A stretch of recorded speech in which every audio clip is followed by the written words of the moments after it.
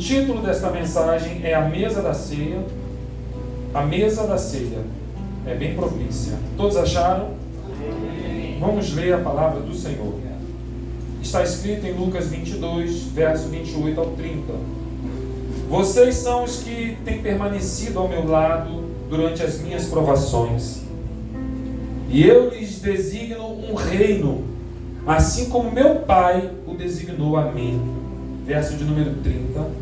Para que vocês possam comer e beber à minha mesa no meu reino e sentar-se em tronos, julgando as 12 tribos de Israel. Amém? Amém? Podeis assentar. Irmãos, eu desejo apresentar a vocês um importante princípio de como Deus trata conosco de forma a conhecer a sua mente e a sua vontade. Esse momento aqui é um momento singular. Em 2 Timóteo, no capítulo 3, do verso 5 ao 7, e diz assim: e tendo aparência de piedade, mas negando a eficácia dela, destes afasta-te, porque entre estes estão os que entram pelas casas e levam cativas mulheres nécias, carregadas de pecados, levadas por várias concupiscências. Versículo 7. E que sempre aprendem e nunca podem chegar ao conhecimento da verdade. Em João, capítulo 7, verso 17, diz: se alguém decidir fazer a vontade de Deus, descobrirá se o meu ensino vem de Deus ou falo por mim mesmo. Isso aqui são palavras de Jesus. Então, o desejo dele aqui era relacionamento com os seus discípulos. Você vai ver que ele vai dizer que ele desejava, ele tinha ansiedade, ele estava ansioso para ceiar. Ali era a sua última ceia. Ele já havia passado algumas Páscoas na sua vida. Ele vai então agora dizer: eu desejei muito estar com vocês nesse momento. E ele vai declarar: olha, porque eu não vou mais poder participar mais dessa ceia. Somente no reino do meu Deus. Lá no reino de Deus continuará, dará continuidade. O que fazemos aqui é um ensaio, irmãos, porque são princípios eternos. Ele está dizendo: olha, eu desejei muito, antes de padecer, estar com vocês. Então ele vai agora passar aqui para os seus discípulos algo que estava em sua mente. Ele tinha desejo de comunhão, ele tinha desejo de estar com eles naquele momento de Páscoa e celebrar com eles. E também aproveitar aquele momento para ensinar alguns princípios também. A palavra em Timóteo, que nós lemos aqui, do capítulo 3, versículos 5 ao 7, nos dá uma descrição que nós vivemos no dia de hoje. Nós temos aí algumas pessoas que têm aparência de piedade, mas negam a eficácia dela. Tem pessoas que aprendem, mas sempre nunca podem chegar ao conhecimento da verdade para com Deus. Então eu entendi aqui que conhecer está ligado a praticar. Conhecer está ligado a praticar. Jesus ele está ali desejoso de estar com seus discípulos, ali para lhe dar as últimas instruções. A vontade de Deus é que todos conhecemos a verdade e que tenhamos o desejo de praticá-la. Portanto, a nossa necessidade de conhecer deve estar ligada também ao desejo de andarmos na verdade que nós conhecemos. Deus ele conhece o nosso coração. Ele trata conosco de acordo com o que ele vê ali no coração. E a sua bondade, ele sabe como nos fazer desejosos e aceitar a praticar a sua vontade. Em primeiro lugar, nós temos o desejo de Cristo em sentar à mesa com os seus e se confraternizar com os seus discípulos. Em segundo lugar, é ensinar o verdadeiro simbolismo da ceia, que todos nós devemos compartilhar os seus sofrimentos em memória dele, pois o seu corpo seria partido por nós. Então eu entendi aqui algo muito importante, que em memória significa viver na prática também, não só é um cerimonial em homenagem a ele, mas também viver na prática. Ele explicou que nós estamos em uma nova aliança, nós somos parte de um plano do Novo Testamento, no seu sangue, pois ele é o Cordeiro Pascual, o último e o único sacrifício que será aceito por Deus para perdão dos pecados. Então, irmãos, trazendo em mente todo esse cenário, pensando nisso, trazendo todos esses ensinamentos, se nós olharmos aqui, Cristo está prestes a participar da sua última ceia. Ele está em seu último momento terreno. Em Lucas 22, 15 ao 16 diz: E disse-lhes: Desejei muito comer convosco essa Páscoa, antes que padeça, porque vos digo que não a comerei mais até que ela se cumpra no reino de Deus. Nós vemos nessa afirmação Jesus dizendo que o seu maior desejo antes de morrer era a comunhão com os seus discípulos na mesa da Páscoa. Então aqui eu vejo um cenário, um quarto mobilado, no alto, onde os seus discípulos chegam naquela casa, e ali, naquele quarto mobilado, vai se preparar uma mesa. Naquela mesa, pão, vinho, o cordeiro, ervas amargas, porque se comemorava a Páscoa dessa maneira. Mas também na mesa, nesse cenário que está montado, eu percebo também que na mesa não só tem o pão, como também não só tem o vinho, nem o cordeiro, nem as ervas amargas. Na mesa, ela também vai ter algumas coisas que talvez primeiramente assim, passando para vocês, pode não parecer coisa boa, mas são princípios a serem ensinados. O que tem na mesa da ceia? Primeiro eu vejo na mesa da ceia traição. Na mesa da ceia eu vejo inconstância. Na mesa da ceia eu vejo contenda. Na mesa da ceia eu também vejo promessas, valores e princípios. O maior é o menor, o fiel é recompensado, a promessa de reinar com ele também. Então, dentro desse cenário aqui, não só o pão e o vinho, em primeiro lugar, eu vejo traição na mesa. Em Lucas 22, versos 21, diz assim: Mas aqui, partilhando da mesa conosco, está o homem que vai me trair, pois foi determinado que o Filho do Homem deve morrer. Mas que aflição espera para aquele que o trai? Irmãos, Judas Iscariotes, o nome Iscariotes proveniente, surgiu da palavra latina Sicarius, que quer dizer assassino, indicando que ele fazia parte de um grupo bem radical. Nós sabemos que ele fazia parte de um grupo radical revolucionário. E Judas, ele era discípulo, ele tinha cargo na igreja, ele tinha função na igreja, ele era um tesoureiro. A sua visão, ele não estava na mesma visão que o seu mestre. Judas estava na mesa, Judas, ele era obreiro, mas não estava no mesmo pensamento. Então, quando eu olho para esse cenário da mesa da ceia, é necessário trazer essa realidade, que não só existe o pão e o vinho, mas existe traição na mesa também. Olhando para as questões, em 1 João capítulo 2, versos 16 ao 17, que diz: Pois tudo que há no mundo, há o desejo da carne, o desejo dos olhos, a arrogância da vida, ou soberba da vida, não provém do Pai, mas do mundo. Observe que Judas, ele fazia parte da mesa, ele estava sentado à mesa, mas Judas tinha uma visão totalmente distorcida de quem era o mestre que ele seguia.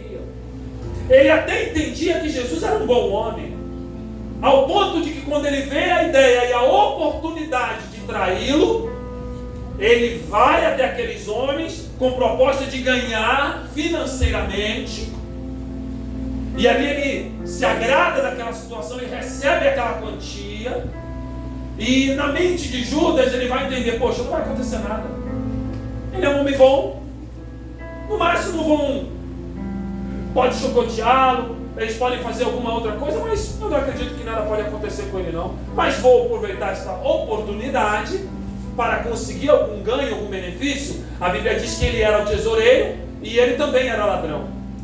Ele metia a mão na bolsa das ofertas, ele já estava acostumado. E a Bíblia diz que se você tem uma visão do mundo, e se você é guiado e regido pela visão mundana, tudo que há no mundo há o desejo da carne, a soberba dos olhos, a concupiscência dos olhos, a arrogância da vida, não provém do Pai, mas do mundo. Analisando esse ponto, você vai observar que o fim de Judas foi triste. Quem trai não tem um final legal. A pessoa que não é leal, irmãos, é mesa de ceia, é momento de ceia, é momento de refletir. A pessoa que não tem o costume de ser leal, geralmente você vai observar que o desfecho da vida dessas pessoas não é legal. Primeira lição que nós aprendemos hoje aqui, e você deve aplicar na sua vida: seja leal em tudo. Irmãos, é triste o final de Judas. Você vai observar que em Mateus 27, verso 5, diz que ele jogou as moedas no santuário e saiu para se enforcar. Judas Iscariote foi o apóstolo que traiu Jesus e cuidava das finanças da bolsa dos apóstolos. Em Atos 1, 18, eu tenho aqui uma versão transformadora, que é a NVT, ela diz assim: e ele comprou um campo com o dinheiro que recebeu por sua perversidade. Ao cair ali de cabeça, o seu corpo se partiu ao meio e os seus intestinos se derramaram. A Bíblia diz que ele foi se enforcar, mas o desfecho da sua morte não foi enforcamento, ele não morreu enforcado.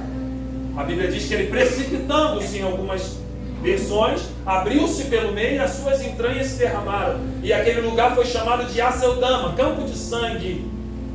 Ele chegou lá e falou: olha, eu pequei contra sangue inocente. Ele vai falar: ó, toma aqui o dinheiro de volta. Ele tem um arrependimento acompanhado de um remorso. E você vai ver que a pessoa que trai, ela sempre vai, um abismo vai chamar o outro. E a tendência dessa pessoa é se precipitar. Precipitando-se, abriu-se pelo meio. Então Judas vem a falecer de uma forma triste. Então na mesa da ceia pode haver traição. Que nós venhamos pedir ao Senhor que nos dê um espírito inabalável. Que o nosso coração venha a ser um coração reto. E que a lealdade ela seja aplicada em tudo na nossa vida. Às vezes você não pode trair o ministério, nem a tua igreja, nem o teu pastor, mas você pode trair os seus princípios. Não traia seus princípios. E se os seus princípios for regidos pela palavra de Deus, o inimigo ele vai trabalhar de todas as formas para você vir ser uma pessoa desleal. Mas louvado seja o nome do Senhor, que a palavra de Deus ela nos confronta, ela nos conforta, ela nos edifica. O segundo ponto que eu vejo na mesa, além do pão e do vinho, eu vejo inconstância. Em Lucas 22, verso 23, está escrito: e eles começaram a perguntar entre si, qual deles iria fazer aquilo? Aquilo que Jesus acaba de dizer para eles: um de vocês vai me trair. Repare o cenário em que eles começaram a caminhar com Jesus, eles viram os milagres, eles tiveram uma certeza ao ponto de perguntar: quem é esse que até o mar lhe obedece? Quem é esse que dá ordem ao vento e ele para? Homens que tiveram o privilégio de ser testemunhas oculares em primeira mão, mas porém em situações demonstrarem inconstância. Era normal você ver em algumas atitudes dos discípulos eles se portarem de forma inconstante. Jesus vai falar: onde você vai me trair? Olha a inconstância. Eu? Quem vai ser? Vai ser você? Eu, irmão. Eu tenho certeza de quem eu sou. Jesus, quando ele te chama, ele trata com você no teu coração, ele coloca as verdades centrais do Evangelho, e você não pode ter dúvida.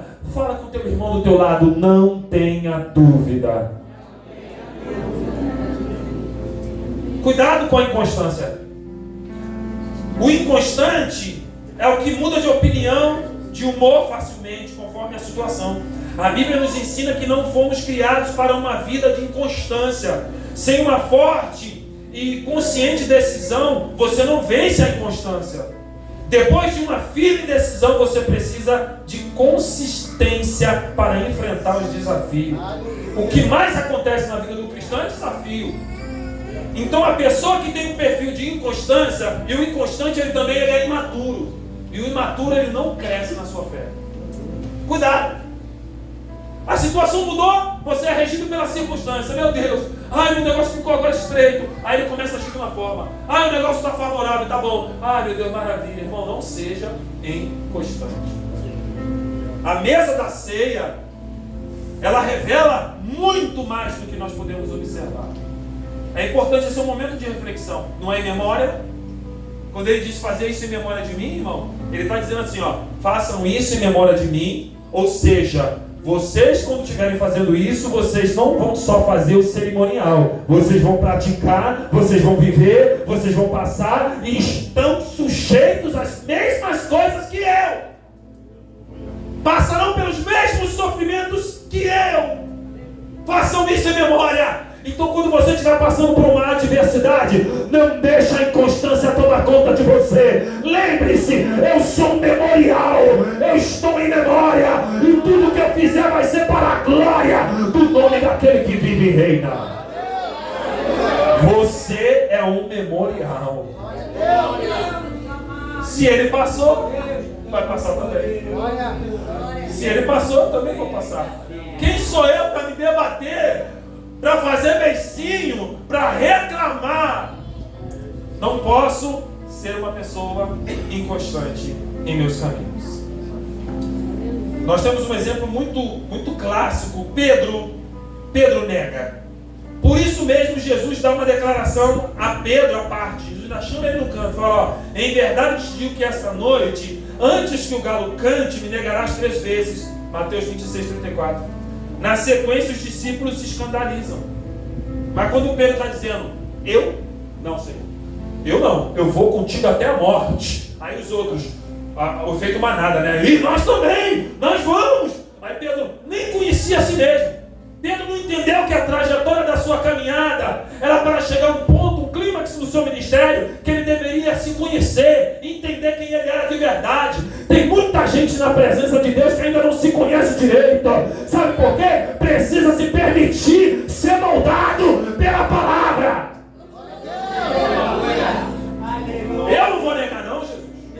Estou contigo fechado até a morte. Jesus chamou ele no canto, chega aqui Pedro, fala contigo rapidinho. Ó, antes que cante o galo 2 vezes, 3 vezes tu vai me negar. Queria abrir um parênteses aqui para dizer que galo não é um animal, galo. Tá? Não existia galo. Ainda mais perto de uma sinagoga, não existia galo naquela época. O judeu não tem esse tipo de animal, para eles é considerado um animal imundo. Quando ele fala do galo, aqui vem de galício, é uma trombeta que era tocada na troca dos turnos dos soldados romanos. Então na madrugada que Pedro está vendo Jesus sendo massacrado, que ele está olhando o negócio e falou, eu pensei que era fácil, o negócio é estreito, e ele nega pela 3ª vez, Jesus olha para ele, então vai tocar a 2ª vez a trombeta. O que Pedro vai fazer por ser inconstante? Vai voltar às velhas práticas. Quantos já voltaram pela inconstância? Então você tem que entender o seguinte, quando você for construir uma torre, faça primeiro o cálculo. Caminhar com Jesus é a mesma coisa. Não vem na empolgação, não. Entenda que o negócio não é tão simples, existe todo um cálculo. Chegou um escriba para Jesus pensando em ganhar um dinheirinho, porque o escriba ele tinha benefício. Então quando ele vê o ministério de Jesus fluindo, meu pai tem tesoureiro, então ele vai falar, Jesus, para onde tu for eu vou. Aí Jesus vai olhar para ele assim e vai falar, o filho do homem, né, as aves do céu têm ninho e as raposas têm covil. O filho do homem não tem nem aonde reclinar a sua cabeça.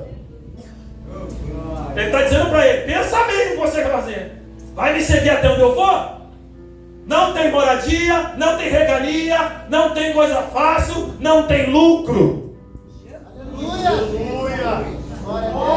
E quando ele diz que você tem que calcular bem para construir uma torre, para quando você lançar os alicerces e você não terminar essa obra, as pessoas não vêm escarnecer de você.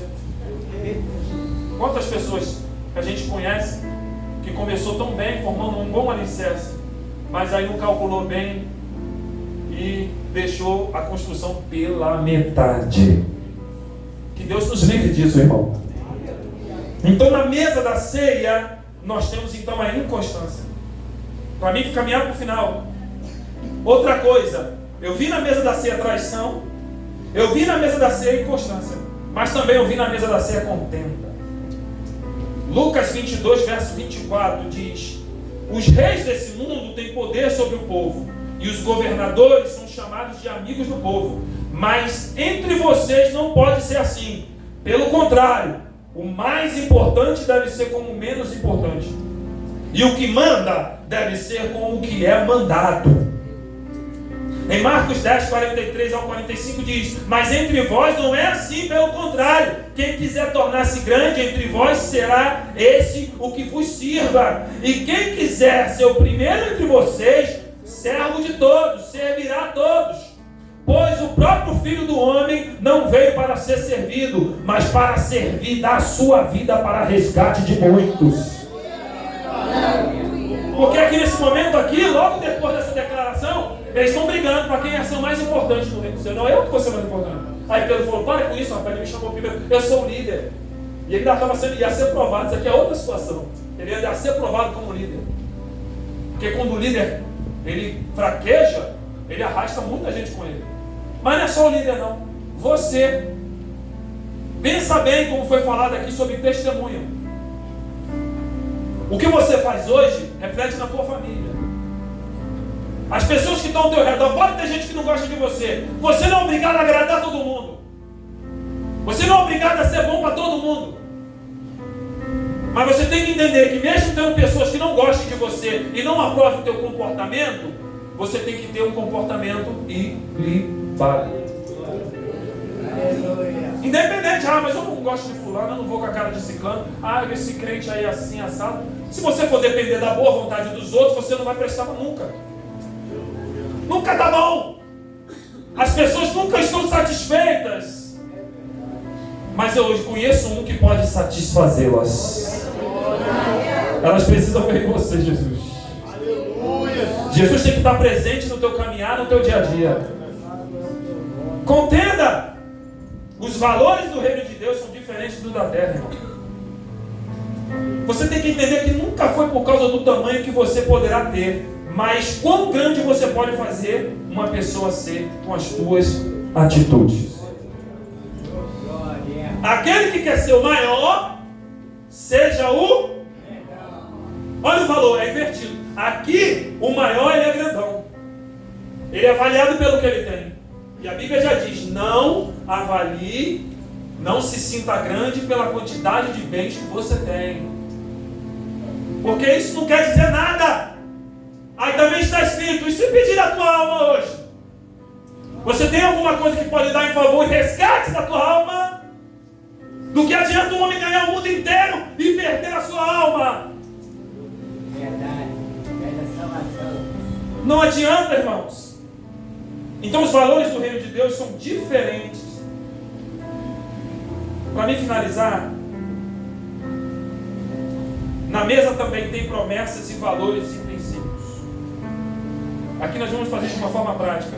Primeiro, o maior é o menor, Lucas 22, 26. Mas se vocês não serão assim, pelo contrário, o maior entre vocês deverá ser como o mais jovem, aquele que governa como o que serve. Então a pessoa, para viver isso aqui, para praticar isso aqui, irmão, isso é um princípio fundamental do Evangelho na vida de um ser humano.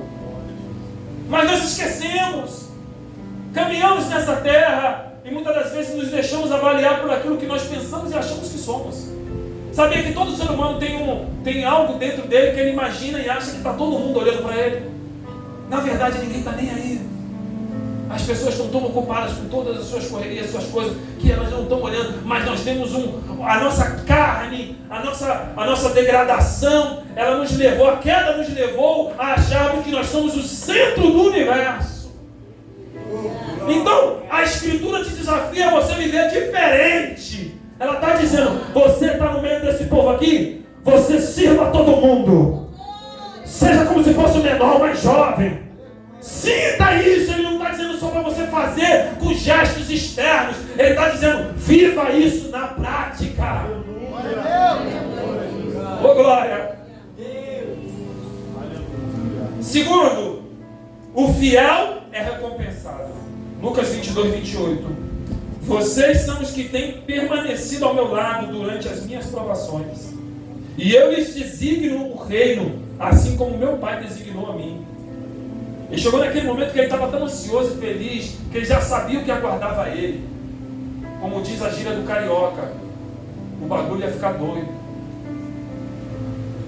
Ele sabia que logo depois viria a turba, viria a multidão. Quantas multidões seguiu ele? Para pedir comida, para ser alimentado, para ver milagres. Mas naquele momento ele sabia que aquela multidão que viria seria com paus e pedras na mão. E que ali ele seria levado, humilhado, chicoteado, cuspido, escarnecido, julgado injustamente. E padeceria uma morte agonizante. Então ele está dizendo para eles, olha, vocês permaneceram do meu lado. Vocês estão comigo aqui, então eu vou designar um reino para vocês. Você que é fiel, que é leal, ele designou um reino para você tomar conta. Ele designou um reino. Assim como Deus mandou ele fazer, ele está dizendo, eu estou mandando vocês também, porque vocês permaneceram do meu lado. Olha o tamanho da responsabilidade. Aleluia. O fiel é sempre recompensado. Esse terceiro, para a gente finalizar, promessa de reinar com ele. Lucas 22, verso 30 diz assim, para que vocês possam comer e beber na minha mesa no reino do Senhor e sentar-se em trono julgando as 12 tribos de Israel. Irmão, isso aqui você pode analisar aqui. Isso aqui é para a igreja. Aqui é a igreja. Está dizendo para os discípulos, eles são representantes da igreja, eles são a igreja. Nós somos a igreja. É separado a igreja naquele dia a estarmos com ele, no milênio a reinarmos com ele, a julgarmos as nações. Irmãos, vale a pena sentar na mesa e evitar todas essas coisas. Vale a pena sentar na mesa e fugir da inconstância, não ser desleal. Vale a pena ser fiel até o fim.